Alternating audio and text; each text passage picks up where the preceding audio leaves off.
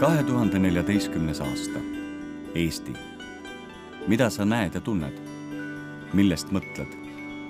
Mis sind puudutab?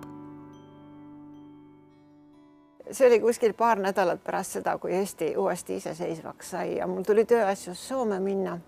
Ja selle ajal kooli seisin ära passi näitamise järjekorras ja toll ka natuke puistas mind ja nagu ikka.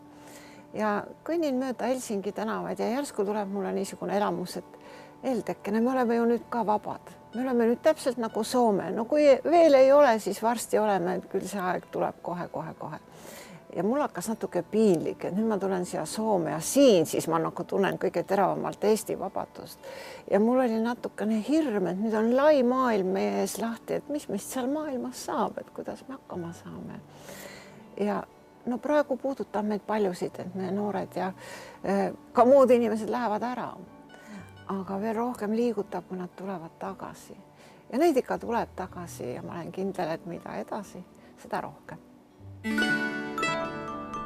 Maimu Berg on ema ja vanaema, Soome ja Eesti kultuurisidemete edendaja, kirjanik.